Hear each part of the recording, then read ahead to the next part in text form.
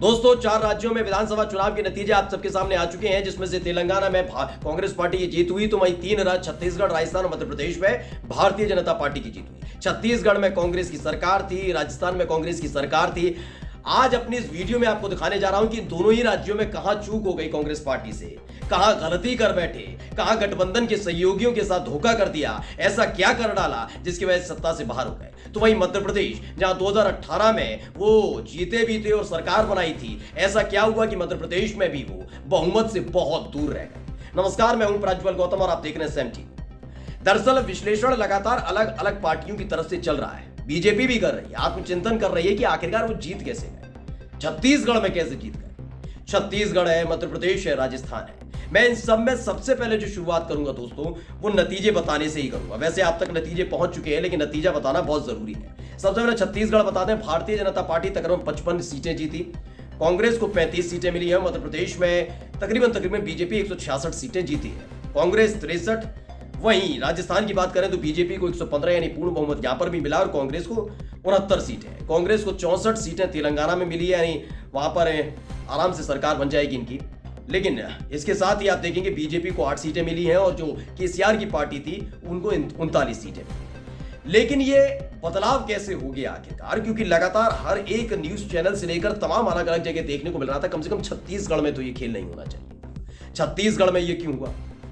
ये मध्य प्रदेश से निकली हुई आवाज थी। दरअसल मध्य प्रदेश और छत्तीसगढ़ पहले एक हुआ करते थे, लेकिन जब मध्य प्रदेश के से अलग हटकर छत्तीसगढ़ बना, इधर बिहार से हटकर झारखंड बना और उत्तर प्रदेश से हटकर उत्तराखंड बना, तो 3 राज्य नए मिले थे। यानी जो मुद्दे हैं मध्य प्रदेश के, वो कहीं ना कहीं छत्तीसगढ़ पर भी हावी रहते हैं। ये बात देखिएगा, कभी भी काउंट करिएगा, बिहार के मुद्दे झारखंड पर भी हावी रहते हैं और उत्तर प्रदेश के कुछ ऐसे मुद्दे होते हैं जो उत्तराखंड पर भी हावी रहते हैं। यानी इन राज्यों का आज भी समन्वय है। मध्य प्रदेश में इन्होंने जो बड़ी गलती की, कांग्रेस पार्टी की तरफ से गलती, वो मुझे लगता है कि इन्होंने विपक्षी मोर्चे के साथ जो तालमेल बनना चाहिए था, यानी कमलनाथ ने जिस तरह का रवैया अख्तियार किया मध्य प्रदेश के अंदर, वो था। मुझे लगता है कि घमंड टूट जाना है, ये मेरा मानना है। घमंड इसलिए टूट जाना है दोस्तों, क्योंकि आपको याद होगा कि समाजवादी पार्टी जो अकेली ऐसी पार्टी थी जो वहां जाकर लड़ रही थी, उसमें जनता दल यूनाइटेड भी पहुंची थी, लेकिन वो बाद में पहुंची थी। समाजवादी पार्टी यानी अखिलेश यादव लगातार चुनाव लड़ने की बात कर रहे थे। आप विपक्षी गठबंधन में, इंडिया नाम का गठबंधन बनाया, आपको साथ मिलकर चुनाव लड़ना चाहिए थे, लेकिन उन्होंने क्या किया? इन्होंने जहां जहां समाजवादी पार्टी अपनी टिकट मांग रही थी, वहां इन्होंने अपने प्रत्याशी उतार दिए। इस बीच एक बयान भी आपने सुना होगा, जब कमलनाथ से पूछा गया था तो उन्होंने कहा था अखिलेश वखिलेश।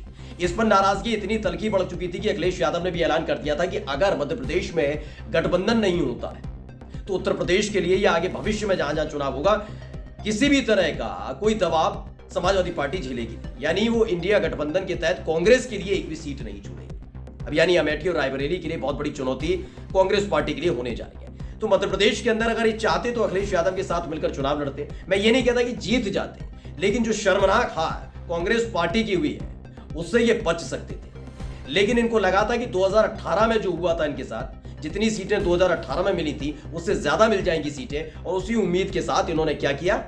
इन्होंने अखिलेश यादव को अलविदा कह दिया कि अखिलेश यादव की कोई जरूरत नहीं। दिल्ली में बैठे जो नेता है उन्होंने भी ज्यादा रिस्पॉन्स नहीं दिया। तो ये बहुत बड़ी भूल थी, जिसका असर छत्तीसगढ़ में भी देखने को मिला, क्योंकि वहां पर भी जनता ने देख लिया कि ये तो वो विपक्षी मोर्चा है जो बनने से पहले ही बिखर गया। यानी अभी तो नाम का ऐलान हुआ था और पहला ही चुनाव था, उसके बाद पहला ऐसा चुनाव हुए थे जिसमें समाजवादी पार्टी ने अच्छा रिस्पांस किया था, और समाजवादी पार्टी के मुखिया अखिलेश यादव ने उसका पूरा का पूरी जो जिम्मेदारी, घोसी सीट याद है उत्तर प्रदेश की, घोसी, उस सीट पर जब जीते थे तो आप जाकर देख लीजिएगा, उन्होंने भी साफ तौर पर इसे गठबंधन, इंडिया गठबंधन की पहली जीत बताया था। लेकिन यहां पर इंडिया गठबंधन के साथ कांग्रेस ने बड़ा खेला करने की कोशिश की, छत्तीसगढ़ पर भी उसका असर पड़ा और मध्य प्रदेश में भी पड़ा। खैर, अब आगे आ जाते हैं दूसरी तरफ ये रहा राजस्थान का मसला।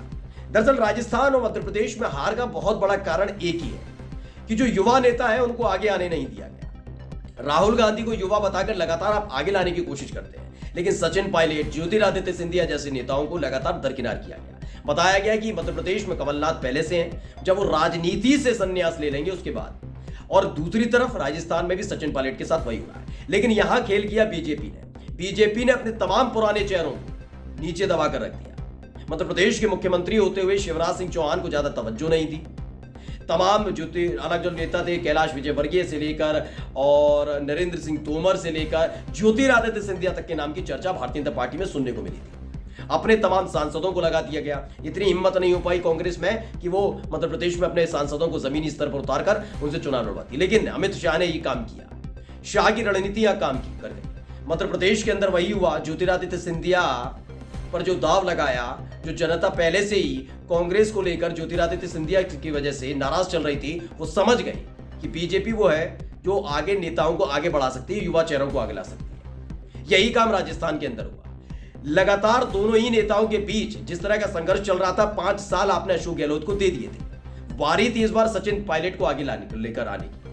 आप जब बात करते हैं तो आप कहते हैं राहुल गांधी, प्रियंका गांधी।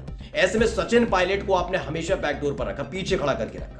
हाँ, तालमेल बनाने की कोशिश की गई, तमाम दिखाने की कोशिश की गई, लेकिन अगर इसी बीच वो सचिन पायलट को आगे एक चेहरे के तौर पर भी प्रस्तुत करते तो यकीन मानकर चलिए ये चुनाव जीता जा सकता था। राजस्थान में दोबारा सत्ता में वापसी हो सकती थी। यानी एक तो गठबंधन के सहयोगियों को धोखा देते रहे। कांग्रेस पार्टी की तरफ से क्या हुआ, सचिन पायलट के साथ वही किया गया, ज्योतिरादित्य सिंधिया के साथ किया गया।